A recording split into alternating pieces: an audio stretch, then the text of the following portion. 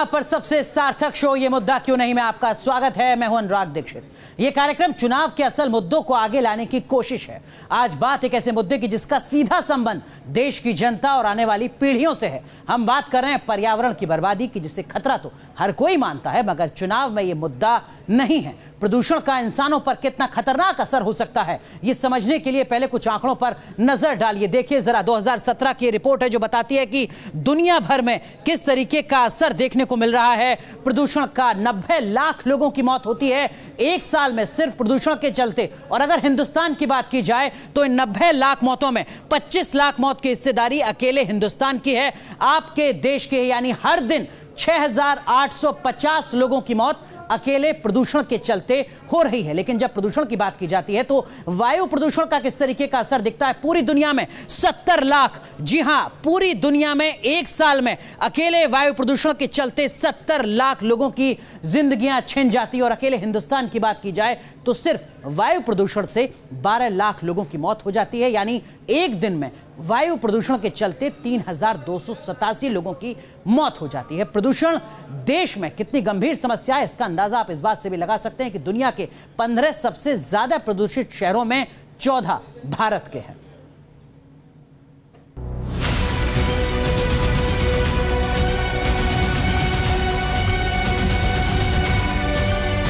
दिल्ली के महेश खंडेलवाल और प्रदूषण के बीच एक रिश्ता है। प्रदूषण से बेहाल और बीमार महेश इलाज कराने डॉक्टर के पास पहुंचे हैं। ये कहानी सिर्फ महेश की नहीं, भारत के करीब 85 करोड़ लोग प्रदूषण से परेशान हैं। देश में हर साल 25 लाख लोग प्रदूषण की वजह से जान तक गंवा देते हैं, यानी हर दिन 6850 लोगों की मौत। पर चुनाव में ये मुद्दा नहीं है। कोलकाता की कोयली और उनकी 5 साल की बेटी चेहरे पर मास्क लगाकर बाहर निकलती हैं, क्योंकि उन्हें कोलकाता की हवा में सांस लेने में भी दिक्कत होती है। ये दर्द सिर्फ कोयली का नहीं, भारत में हर साल वायु प्रदूषण से 12 लाख लोगों की मौत हो जाती है। पर सांसों का ये संकट सियासत का मुद्दा क्यों नहीं। देहरादून के इन युवा चेहरों और पर्यावरण के बीच खास रिश्ता है। ये पर्यावरण के प्रति लोगों को जागरूक कर रहे हैं। इन्हें मालूम है कि प्रदूषण से हर साल भारत को 5,37,000 करोड़ रुपए का नुकसान होता है। यह नुकसान देश की जीडीपी का 6% है। देश का इतना बड़ा नुकसान अहम मुद्दा है, मगर ये चुनाव में मुद्दा क्यों नहीं। ये बहुत ही दुर्भाग्यपूर्ण है कि भारत जैसे देश में जिसकी इकोनॉमी कभी एग्रीकल्चर पे डिपेंड करती थी, वहाँ पे आज एनवायरनमेंट की बात कोई नहीं करता है। दुनिया के सबसे प्रदूषित 15 शहरों में 14 भारत के हैं। प्रदूषण का सबसे ज्यादा असर भारत पर है, फिर भी ये किसी पार्टी के मैनिफेस्टो या नेता के लिए कोई मुद्दा क्यों नहीं। बात करेंगे तो सभी राजनीतिक दलों का अंतर खत्म हो जाएगा। तो इसलिए कोई पर्यावरण की बात कोई भी राजनीतिक दल नहीं करेगा, क्योंकि असली में पर्यावरण की दृष्टि किसी के पास है नहीं। पर्यावरण से हो रहे विनाश का ही असर है कि बेंगलुरु जैसे शहर में भीषण गर्मी से पहले ही पानी का संकट गहराने लगा है, तो गंगा के किनारे बसे कानपुर और वाराणसी जैसे शहरों में भी लोगों को साफ पानी के लिए कड़ी मशक्कत करनी पड़ती है। कम होते पेड़ पौधे, सूखता पानी और बढ़ता प्रदूषण पूरे समाज के लिए खतरा पैदा कर रहा है।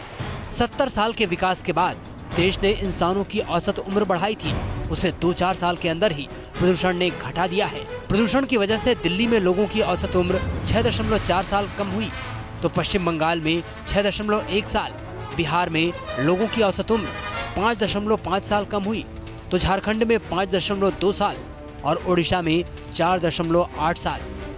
धन संपत्ति की बातें बहुत अच्छी हो जाए, परंतु अगर हमारी आने वाली पीढ़ी को अगर वही पैसा कैंसर के इलाज में खर्चा करना हो तो उसका कोई मतलब नहीं होता है। खराब पर्यावरण सिर्फ वर्तमान ही नहीं, आने वाली पीढ़ियों के लिए भी खतरनाक है। एक रिपोर्ट के मुताबिक प्रदूषण की वजह से मौजूदा हालात में जन्म ले रहे बच्चों की उम्र 20 महीने तक घटने की आशंका जताई गई है। पर्यावरण बचाने की मुहिम में देश और दुनिया की कई संस्थाएं लगी हैं। ये लोगों को जागरूक भी कर रहे हैं, लेकिन उस मंच से ये मुद्दा गायब है जहां से वोट मांगे जाते हैं। 5 साल के लिए जनता और देश की बागडोर मांगने वाले आखिर पर्यावरण और उसके बचाव का मुद्दा क्यों नहीं उठाते। हमारे मुल्क में पर्यावरण चुनावी मुद्दा नहीं है। शायद यही वजह है कि दुनिया के 15 सबसे ज्यादा प्रदूषित शहरों में 14 अकेले भारत के हैं। और जो नई रिपोर्ट आई है उसके मुताबिक सबसे ज्यादा प्रदूषित शहर कानपुर है, जबकि छठा नंबर देश की राजधानी दिल्ली का है। प्रदूषण दिल्ली के लोगों की बड़ी परेशानी है। पिछले 5 सालों में दिल्ली में 7 लाख लोगों को सांस की बीमारी हो चुकी है, लेकिन फिर भी पर्यावरण चुनावी मुद्दा नहीं। गाड़ियों का रेला, धूल धुएं का अंबार और प्रदूषण की वजह से लोग हो रहे बीमार। ये देश की राजधानी दिल्ली का हाल है, जहां लगातार बढ़ता प्रदूषण लोगों को बहुत परेशान कर रहा है। पिछले 5 साल में दिल्ली के 17 लाख लोगों को सांस की बीमारी हो गई। फिर ये मुद्दा क्यों नहीं? जो दिल्ली और एनसीआर में पॉल्यूशन लेवल है पिछले 3-4 साल से, उससे इस तरीके के हो रही है कि अस्थमा हो जाता है, खांसी होती है, गला खराब हो जाता है, बलगम आता है, वो थूक जो आता है तो काला आता है। इससे बहुत भयंकर बीमारियां भी हो सकती है, जैसे अस्थमा है। महेश खंडेलवाल की तरह दिल्ली के बहुत से लोग हैं जो प्रदूषण की वजह से डॉक्टर के पास पहुंचने को मजबूर हो जाते हैं। दिल्ली की हवा उन्हें बीमार कर देती है। सवाल सांसों का है, मगर सियासत में ये कोई मुद्दा नहीं। इससे बड़ा कोई मुद्दा नहीं है। और जिस दिन वोटिंग पड़ेगी उस दिन भी लोगों को देखेंगे कि वोटिंग के टाइम पे भी पोल्यूशन लेवल हाई होगा। तो इसलिए पब्लिक को एक्चुअल में एक ही डिमांड करनी चाहिए कि जब लोग कहते हैं कि रोटी कपड़ा और मकान, उसके अंदर में मेरे को सेफ एनवायरनमेंट सबसे बड़ा इंपॉर्टेंट इशू है, क्योंकि इससे हमारी प्रीमेच्योर डेथ है।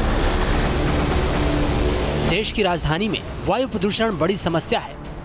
सर्दियों और त्योहारों के मौसम पर यह परेशानी और बढ़ जाती है, और इसकी सबसे बड़ी वजह है बड़ी संख्या में पटाखे और पड़ोसी राज्यों में पराली जलाया जाना, जिसकी वजह से दिल्ली गैस चैम्बर बन जाती है। अक्टूबर-नवंबर में हर साल दिल्ली में स्मॉग की चादर छा जाती है। शहर की एयर क्वालिटी बेहद खराब हो जाती है। दिल्ली में प्रदूषण मानक से 30 गुना ज्यादा तक पहुंच जाता है। प्रदूषण की वजह से स्कूल तक बंद करने पड़ते हैं। दिल्ली में स्मॉग का कहर इतना ज्यादा होता है कि इसका असर यहाँ रहने वाले लोगों के हर अंग पर पड़ सकता है। बालों के झड़ने की समस्या हो सकती है, खांसी और ब्रोंकाइटिस का खतरा हो सकता है। दिल से जुड़ी बीमारियों की आशंका भी बढ़ जाती है। स्मॉग से भरे वातावरण में लंबे वक्त तक रहने से स्किन डिसीज का भी खतरा बढ़ जाता है। प्रदूषित हवा के कारण इम्यून सिस्टम पर भी असर पड़ता है।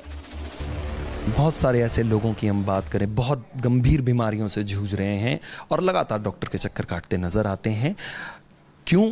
क्योंकि दिल्ली की आबो हवा जब जब खतरनाक होती है, जब जब स्तर पॉल्यूशन लेवल का हाई पहुंचता है, तब तब इस तरह के केसेस जो हैं वो बहुत सामने आते हैं और वो फिर सालों तक इसी तरह की स्थिति नजर आती है। डॉक्टर के लगातार चक्कर काटते नजर आते हैं। दिल्ली में रहने वाले लोगों पर सांस संबंधी बीमारियों के संक्रमण का खतरा गांव में रहने वाले लोगों की तुलना में दोगुना होता है। प्रदूषण की वजह से दिल्ली वालों के फेफड़ों की कार्य क्षमता में भी कमी आंकी गई है, लेकिन राजधानी में जिंदगी और सांसों का ये सवाल मुद्दा क्यों नहीं?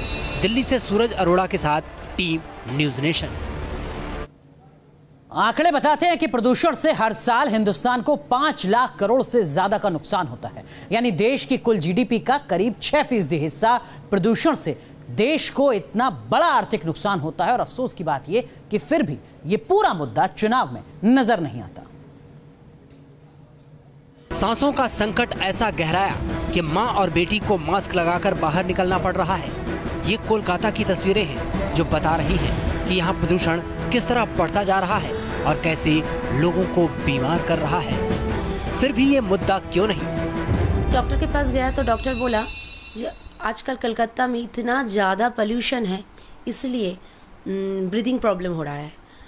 और मुझे तो लगता है कई सालों में ये सब नहीं था, क्योंकि कई साल पहले देखे जाते थे, मैं कॉलेज जाती थी, ज़्यादा जाती थी, तब कुछ नहीं होता था। अभी थोड़ी बहुत रोड पे चले गए, थोड़ा बहुत कुछ काम कर लिया तो देखते हैं ब्रीदिंग प्रॉब्लम ज़्यादा हो जाता है। प्रदूषण सिर्फ कोलकाता ही नहीं, पूरे देश की समस्या है। पूरी दुनिया प्रदूषण को गंभीर खतरा मान रही है। WHO की रिपोर्ट के मुताबिक 90% लोग प्रदूषित हवा लेने को मजबूर हैं। प्रदूषित हवा के चलते 17 लाख बच्चों की सालाना मौत हो जाती है। आप अगर एक पैदा काटना है तो आपको 10 पैदा आपको लगाना पड़ेगा, लेकिन वो तो हालत अभी बहुत खराब है। कोलकाता की तरह पटना भी प्रदूषण से बेहाल है। दुनिया के सबसे प्रदूषित शहरों में कानपुर पहले नंबर पर है, तो पटना भी इस लिस्ट में 7वें नंबर पर है। बात आबो हवा की कर रहे हैं, जो जहरीली हवा हम अपने अंदर ले रहे हैं और जिससे हमारे फेफड़े खराब हो रहे हैं, वो कभी मुद्दा सरकार के लिए और शासन के लिए और विपक्ष के लिए और नेताओं के लिए क्यों नहीं बन पाते। हम पटना में मौजूद हैं और आपको हम दिखाते हैं साक्ष्य। जी हाँ, हमारे सामने ये पॉल्यूशन कंट्रोल बोर्ड का बोर्ड है, जहाँ पर आप देखिए पॉल्यूशन की स्थिति क्या है।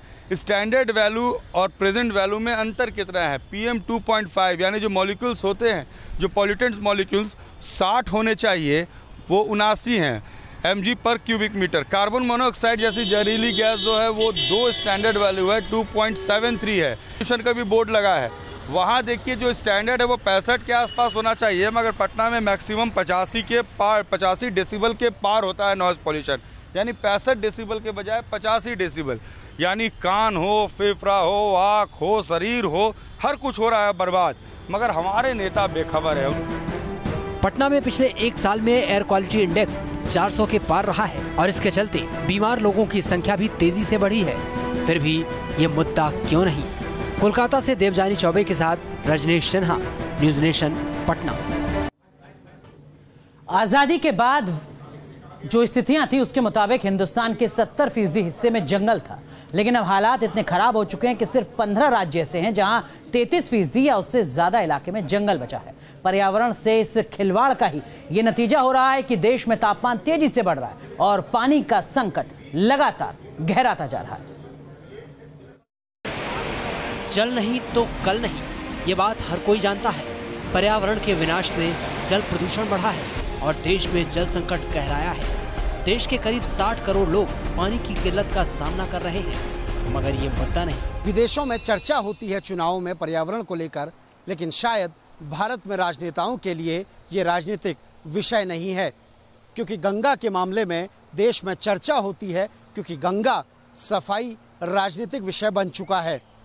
शायद राजनीतिक पार्टियां भी ये मानती हैं कि गंगा से वोट बैंक प्रभावित होता है, इसलिए गंगा का मुद्दा चुनाव में हर बार नजर आता है। लेकिन अगर पर्यावरण पे बात नहीं होगी, ग्लेशियर पे बात नहीं होगी, नदियों के घटते जल स्तर पे बात नहीं होगी, तो ये कितना खतरनाक हो सकता है, ये हमें सोचना होगा। UN की एक रिपोर्ट के मुताबिक 2050 तक वायु और जल प्रदूषण की वजह से दुनिया में 50 लाख लोगों की मौत हो सकती है। अकेले जल प्रदूषण के चलते 2050 तक सबसे ज्यादा मौतें होंगी। मतलब पर्यावरण से खिलवाड़ जिंदगी पर भी भारी पड़ रहा है। फिर भी ये मुद्दा क्यों नहीं। उत्तराखंड से गंगा और यमुना जैसी कई बड़ी नदियां निकलती हैं, जो पूरे देश के लिए जीवन धारा साबित होती हैं, मगर अफसोस इन नदियों के संरक्षण और प्रदूषण से बचाव की कोशिश मुद्दा नहीं। एक अनुमान के मुताबिक गंगा की सफाई पर अब तक 4000 करोड़ रुपए खर्च हो चुके हैं।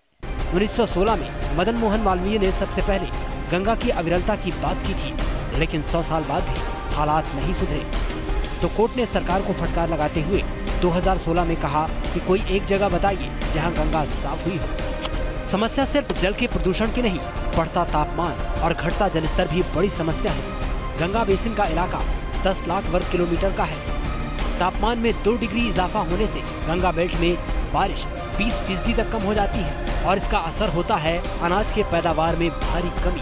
राजस्थान के कई इलाकों में तो भीषण गर्मी से पहले ही पानी का संकट गहराने लगा है और गहराने लगा है ये सवाल भी कि पर्यावरण संरक्षण मुद्दा क्यों नहीं। जयपुर वो शहर है जिसने न केवल भारतवर्ष में बल्कि दुनिया को एक नजीर दी थी कि किस तरह पर्यावरण संरक्षण किया जा सकता है, जिसमें बावड़ियां आज भी एक उस बनावट और पर्यावरण संरक्षण, जल संरक्षण की ऐसी तस्वीर है कि लोग आज भी आश्चर्यचकित हो जाते हैं कि उन जमाने में बहुत वर्षों पहले किस तरह लोगों ने एक बड़ा दर्शन यहाँ दिया था, जिसके कारण ना कभी सूखा पड़ा तो पानी रहता था। लेकिन आज ये अपनी दुर्दशा पर आंसू बहा रहे हैं और आंसू बहा रहे हैं जयपुर के वासिंदे। जब गर्मियाँ आती हैं तो आंखों में तो पानी होता है लेकिन आसपास पानी नहीं होता। पर्यावरण और प्रदूषण का मुद्दा लोगों की जिंदगी से जुड़ा है।